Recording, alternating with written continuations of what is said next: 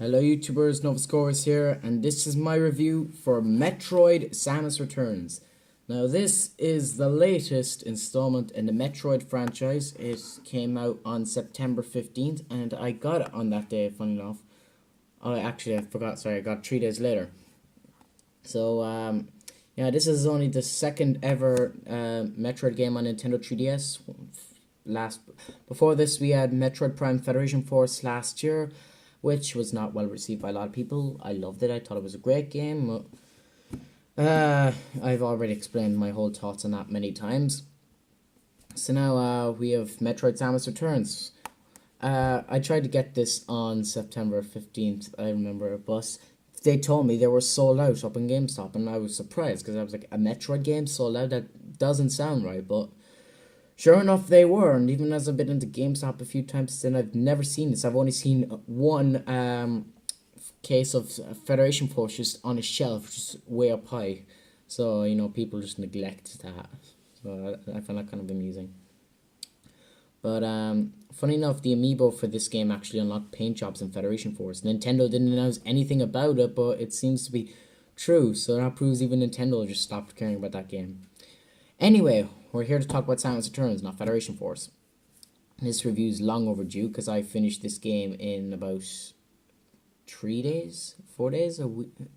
I think it was a week. I can't exactly remember, but I sort of took my time with it and I tried to enjoy it. And once I beat it, I went on to the hard mode and see, there's different endings. The end, well, not different endings, but the way you can unlock, like, the Metroid games where you have, like, Samus standing, says your completion, and see next mission.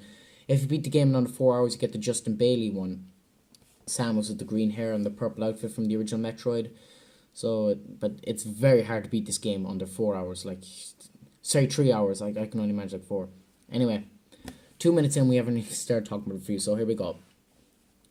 This is a remake of Metroid 2, The Return of Samus, which came out in 1991, I believe. I enjoyed that game a lot, so I was hoping for something just as good from this.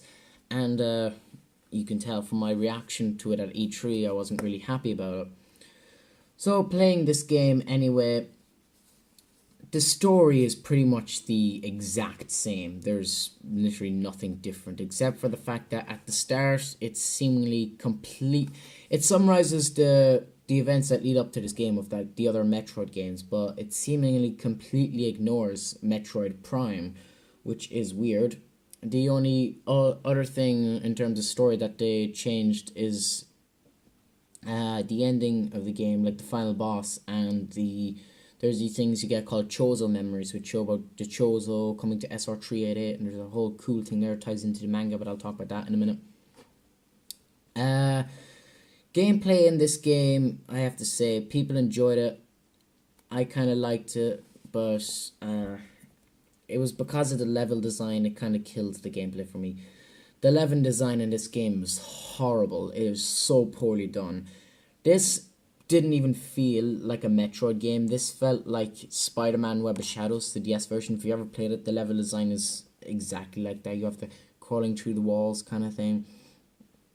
I liked the controls. They were easier than Federation Force. But the melee attack thing was pretty useless for the most part. The Aeon abilities just pretty much make you overpowered. They're cool though, but they're pretty much useless. The Scan Pulse was the only one I liked. The others I just didn't really care for. Aiming 360 was a nice little add to the game. The bosses in this game, what can I say? There's 4 bosses in this game. There's Arachnus, I believe, from the original game, Metro Fusion, who looks nothing like the face design looks nothing like before, so that boss wasn't enjoyable at all. I felt that was pretty bad. Then after that you have, what's after that? I actually can't remember. I know there was something. Oh yeah, there's this robot you fight called a Diggernaut. That was fun, even though that kind of chases you around for a good bit of the game. After that, you have the Queen Metroid, which is a bit different from before. You have to kill it in the same way you had to do it in Other M. After that, there was the final boss of the game, which was it was a nice, and it was about the one thing I can compliment about this game. So when you go out anyway, you have the baby Metroid. You're going to your ship, and your ship's flying towards you because of its AI command, and the baby Metroid flies towards it. And then from the clouds, Meta Ridley comes down. Yes, Meta Ridley. Even though he was without his armor in Super Metroid, he's still has his armor in this, so continuity errors. But I was literally mind blown when I saw this. I was like, no way, they brought Ridley into this. This is gonna be epic, and it's just the music was so awesome, and that boss fight was probably the best boss fight in the entire Metroid franchise. It was just so like brilliantly done. You could only like damage him with your beam, your plasma beam. That's the only thing that could hurt him. Super missiles in the mouth as well. And your beam burst. So yeah, you've killed Ridley, and then you fly away, and you'd think Super Metroid happens next, but this game is not canon. Metroid 2 is still canon. Why am I saying that, even though this game is out, so this must be canon? Well, because there is a major, major continuity error in this game. Metroid Prime Federation Force, at the intro, is set in the year of the cosmic calendar 20x5. This, or was this 20x6, sorry, yeah, 20x6. This game, Metroid Samus Returns, is set in 20x5. So, Metroid Prime Federation Force happened after this game, which doesn't make sense because all the Metroids are dead now, or Metroids in that game. So that would imply Psylocke has the last Metroid, not Samus. And if that's true, that would mean Super Metroid happens before Federation Force. But that doesn't make sense since Samus has her ship from Metroid Prime 3 in Federation Force. So the best thing I can come up with is that this and maybe a Super Metroid remake, and then it goes Federation Force, and then maybe Prime 4, and then Fusion or something. I don't know, because it screws up the Metroid timeline, so I still go with Metroid 2 in terms of canon. So that and the whole Meta Ridley thing screws up the canon, as well as, what else is there? Chozo Memories. There was something really like crazy in there. It shows the Chozo have to lock away the Metroids.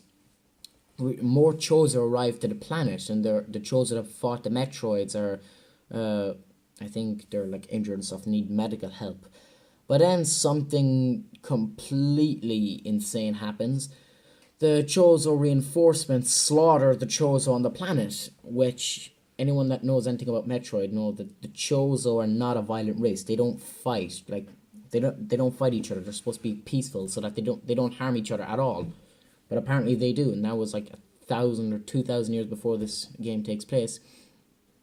And then apparently the Chozo leading them was Grey Voice, who was, if anyone familiar with the manga, he was the Chozo that he betrayed the Chozo to help Mother Brain, but then he sacrificed himself, I think, to save Samus or something to Mother Brain. So, he's a traitor's kind. So it's cool that they're kind of bringing him into the game. So that's about the only thing I can consider canon about this game. Oh yeah, soundtrack is a thing. The soundtrack in this game, there's no soundtrack. What I mean by that is there's no original soundtrack. All soundtrack in this game is pretty much remixes of songs from other games. For example, you have a lot of soundtrack from Super Metroid. There's a few tracks from Metroid Prime. Some sound effects from Federation Force. Little things from other ends. Little tidbits like that. Yeah, the soundtrack, there's nothing unique apart from maybe the Ridley theme, and yeah, that's about it. Everything else is just tracks taken from other games and remastered. So yeah, I can compliment the gameplay, but the level design was just awful, and the soundtrack wasn't that immersive either, except for when you're in the Chozo laboratory. That was one I liked. And the Brinstar remix in this from Super Metroid and Torvis from Metroid Prime 2, this was the best version of that theme. They also have Magmore Caverns in this, which is probably the best version of that theme. So yeah, this game just, it didn't really feel like a Metroid game. I felt like I was playing Spider-Man Web of Shadows, and I kind of got fed up of it while I was playing. Because, I just felt like I was playing Spider-Man, except with Samus and with Metroid-style controls. So, this game was a big letdown. Like, I would go so far to call this the worst Metroid game. Now, I liked Other M, and I liked Federation Force, so a lot of people will not take me seriously on this one, but this is the worst Metroid game. They screwed up the continuity to the point where this game isn't canon, and it just shits all over the original. Like, literally, there's nothing in this that would have warranted them to make a remake. Like, it's not like Zero Mission. It doesn't add anything to the story, apart from the Chozo. So, yeah, that's pretty shitty. Overall, out of 10, I would give this game 3.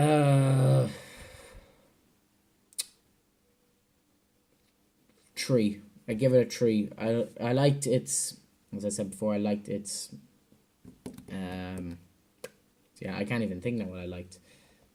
The boss fight was Ridley, and just the Ridley theme, and that was about it. Everything about this game was just done so poorly, and I don't even know what I can even say about it. I'm just so, like, kind of disappointed with this game. Like, my reaction to E3 is pretty much my reaction when I was playing it. When I was playing through the game, I was like, I just wanted to be done with it. There's no replay value with this game. Replaying this game is just a task. Like, the only reason I replay it is just so I can get the under 3-hour ending. The dual map screen, though, is a cool addition. That's pretty handy. And apparently, Yoshio Sakamoto said that was originally meant to be, that was an idea originally used for Metroid Dread, but it never got used, and so got used in this game instead. There you go. Federation Force remains the best 3DS Metroid game. This game is shit. Like, this is a game that deserves to be forgotten. I would go so far as to say this was a dark chapter in Metroid. Like, this game is just, like, I can't even describe fully how bad this game is. It's just a game that I just want, like, after this review and after I compare it to Federation Force, I'm just going to be done with it forever. I just want to forget this game exists. Luckily, we have Metroid Prime 4 to look out for, and that's coming in for Nintendo Switch, probably in 2019 if I had to guess. So, yeah, that's it for this. Hope you enjoyed my review. You'll probably disagree with it, because a lot of people claim this is the best 2D Metroid, which I don't even know how. There's literally no enjoyment out of playing this. It's just tedious for the most part. Yeah, toward the end, fighting the Omega Metroids was fun. It was cool seeing the Metroids redesigned, but, like, all their attack patterns were repetitive, and it just became a nuisance, and all the enemies had the same style of attacks, and it felt more like, as you were going deeper into the planet, it felt more like I was going into Planet Zebes as opposed to SR388. So, yeah. This game just, it's not canon. I refuse to accept this game as canon. I'm going to leave it there. Thank you all for watching, and please subscribe. No Scores out.